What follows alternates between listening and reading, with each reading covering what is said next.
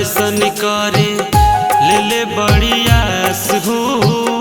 चलो चली दर्शन करे ले ले बड़ी आस हो। जहाँ सती माई के मंदिर गौवा लोधास हो। जहाँ सती माई के मंदिर गौवा लोधास हो। चल चली दर्शन करे ले ले बड़ी आस हो। चल चली दर्शन करे ले ले बड़ी आस हो। जहाँ सती माई के मंदिर गौवा लोधास हो। जहाँ सती माई के मंदिर गौवा लोधास हो।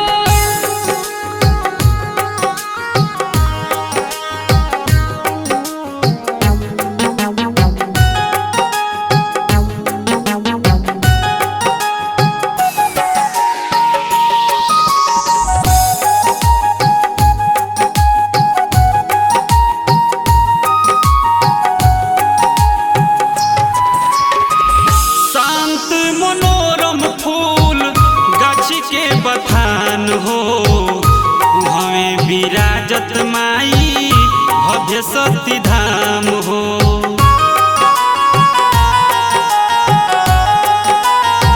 शांत मनोरम फूल गाछी के बथान हो। हमें विराजत माई भव्य सती धाम हो। चल चली दर्शन करे ले ले बड़ी आस हो। चल चली दर्शन करे ले ले बड़ी आस हो।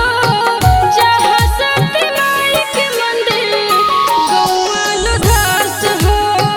जहाँ सती माई के मंदिर गौवा लोधास हो।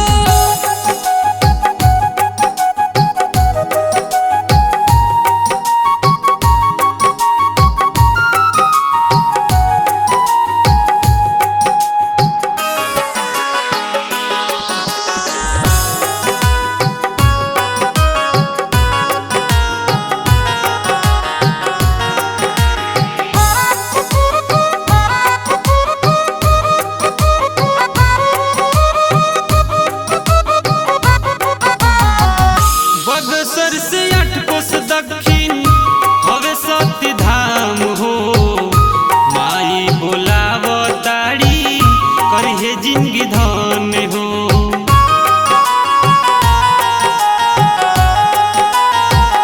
बगसर से 8 कोस दक्षिण हवे सती धाम हो। माई बोलावताड़ी करिहे जिंदगी धन हो। चल चली दर्शन करे ले ले बड़ी आस हो। चल चली दर्शन करे ले ले बड़ी आस हो।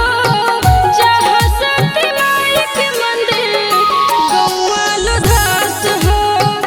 जहाँ सती माई के मंदिर गौवा लोधास हो।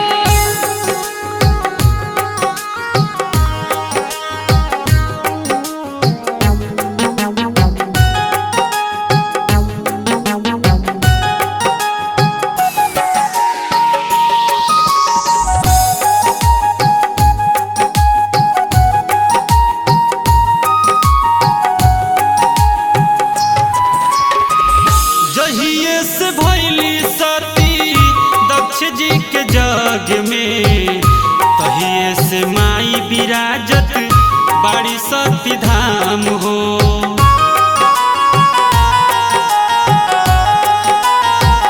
जहिए से भइली सती दक्ष जी के जग में। तहिए से माई विराजत बाड़ी सती धाम हो। चल चली दर्शन करे ले ले बड़ी आस हो। चल चली दर्शन करे ले ले बड़ी आस हो।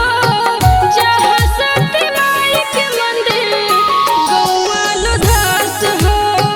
जहाँ सती माई के मंदिर गौवा लोधास हो।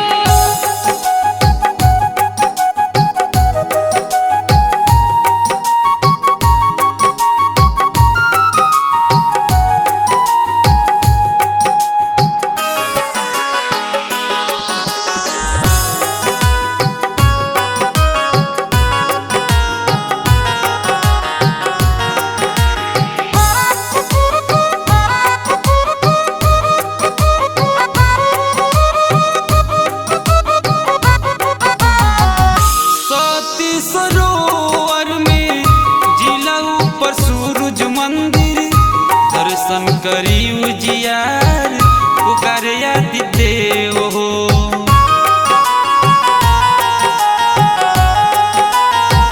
सती सरोवर में जिला ऊपर सूरज मंदिर दर्शन करी उजियार पुकारे आदि देव हो। चल चली दर्शन करे ले ले बड़ी आस हो। चल चली दर्शन करे ले ले बड़ी आस हो। जहाँ सती माई के मंदिर गौआ लुधास हो। जहाँ सती माई के मंदिर गौआ लुधास हो।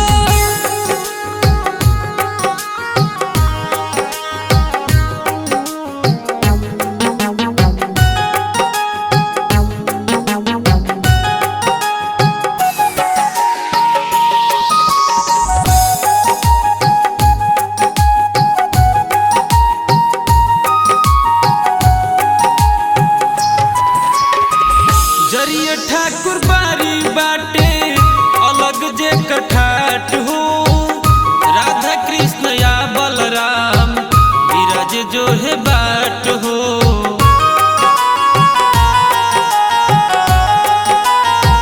जरिए ठाकुर बारी बाटे अलग जे कठाट हो।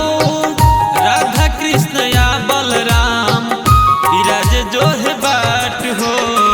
चल चली दर्शन करे ले ले बड़ी आस हो।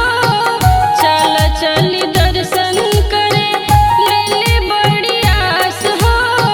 जहाँ सती माई के मंदिर गौआ लुधास हो। जहाँ सती माई के मंदिर गौआ लुधास हो।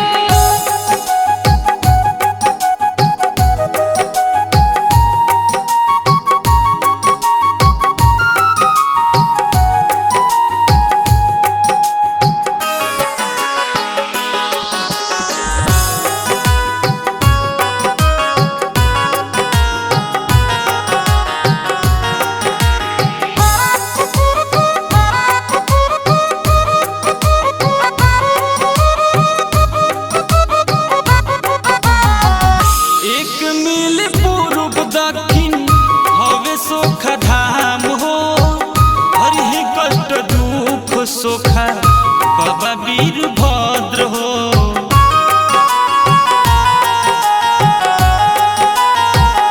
एक मिल पूर्व दक्षिण हवे सोखा धाम हो।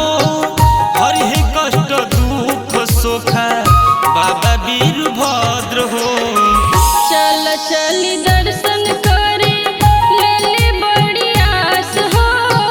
चल चली दर्शन करे ले ले बड़ी आस हो। जहाँ सती माई के मंदिर गौआ लुधास हो। जहाँ सती माई के मंदिर गौआ लुधास हो।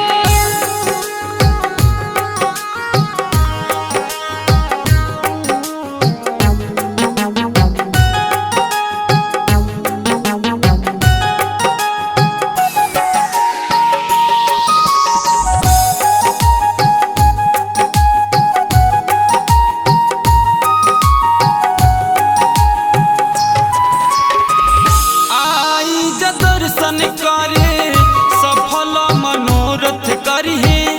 देवगढ़ से ली जा आशीष सती धाम हो।